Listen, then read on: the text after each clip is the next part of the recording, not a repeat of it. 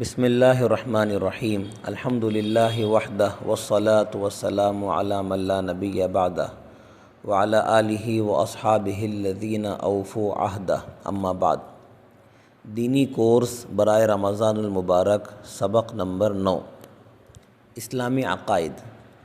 انبیاء علیہم السلام کے بارے میں ہمیں کیا عقیدے رکھنا چاہیے؟ توجہ سے سنیں۔ نمبر 1، نبی اللہ کے خاص بندے ہوتے ہیں جن پر اللہ کی طرف سے وحی اترتی ہے۔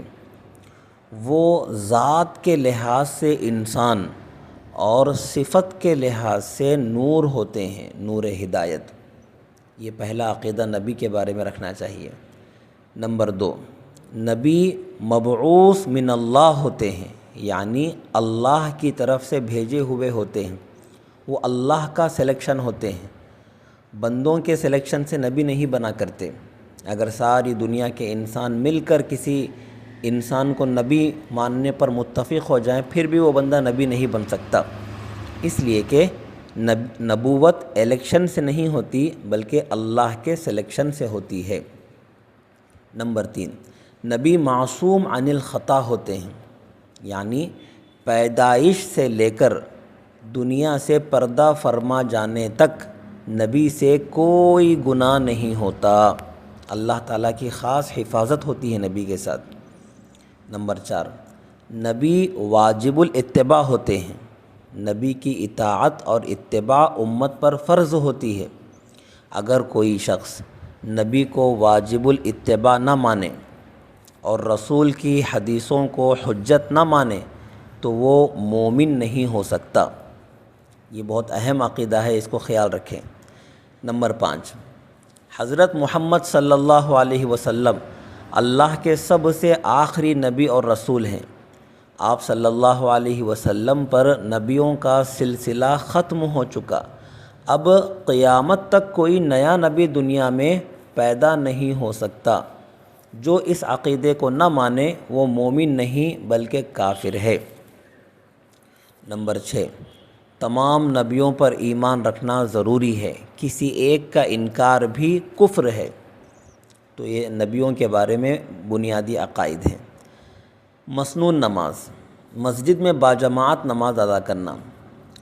رسول اللہ صلی اللہ علیہ وسلم نے فرمایا، آدمی کی باجماعت نماز اس کی گھر اور بازار کی نماز سے 25 گنا بڑھائی جاتی ہے۔ جب وہ خوب اچھی طرح وضو کرتا ہے پھر مسجد کی طرف چلتا ہے اور اس کو مسجد کی طرف صرف نماز نے ہی نکالا ہے تو ہر قدم کے بدلے اس کا ایک درجہ بلند کیا جاتا ہے، اس کی ایک خطا معاف کی جاتی ہے۔ جب وہ نماز پڑھنے لگتا ہے تو فرشتے مسلسل اس کے لیے یہ دعا کرتے ہیں جب تک وہ مسجد میں رہتا ہے، اے خدا اس پر اپنی رحمت نازل فرما، اے اللہ اس پر رحم فرما۔ اور جب تک وہ نماز کے انتظار میں رہتا ہے اس کو نماز کا ثواب ملتا ہی رہتا ہے۔ تو مسجد میں باجماعت نماز ادا کرنے میں اتنی بڑی فضیلت نبی علیہ السلام نے بیان فرمائی ہے۔ زکوٰۃ سے متعلق، مال تجارت سے مراد کیا ہے؟ زکوٰۃ کے جو 4 مال ہیں، سونا، نمبر 2 چاندی، نمبر 3 روپیہ اور نمبر 4 مال تجارت۔ تو مال تجارت سے مراد کیا ہے؟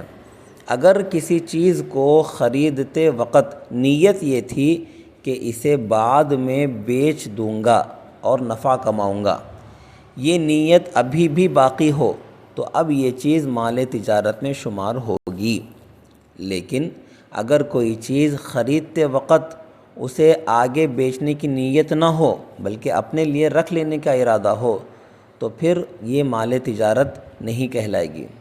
یا پھر خریدتے وقت تو نیت تھی بیچنے کی لیکن اب نہیں ہے وہ نیت، تو اس صورت میں بھی اس کو مال تجارت میں شمار نہیں کریں گے۔ روزے سے متعلق، افطار کے دوران یا افطار کے بعد یہ مسنون کلمات پڑھنا چاہیے، سنت ہے۔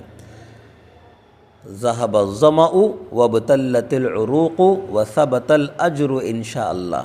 اس کا ترجمہ یہ ہے، پیاس بجھ گئی، رگیں تر ہو گئی اور ثواب طے ہو چکا انشاءاللہ تعالی۔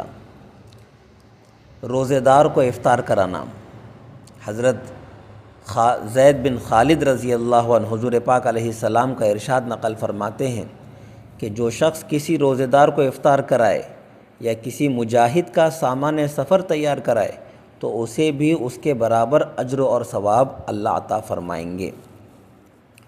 معاشرت سے متعلق، سینے کو کھوٹ اور بدگمانی سے پاک رکھو۔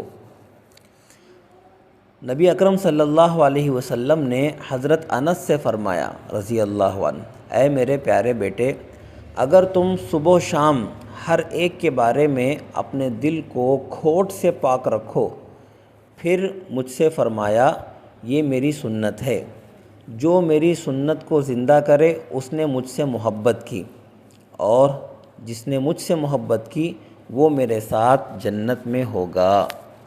اس لیے اپنے سینے کو دوسروں کے بارے میں صاف رکھنا چاہیے۔ اللہ پاک ہم سب کو عمل کی توفیق نصیب فرمائے۔ وما توفیقی الا باللہ۔ جزاکم اللہ خیرہ۔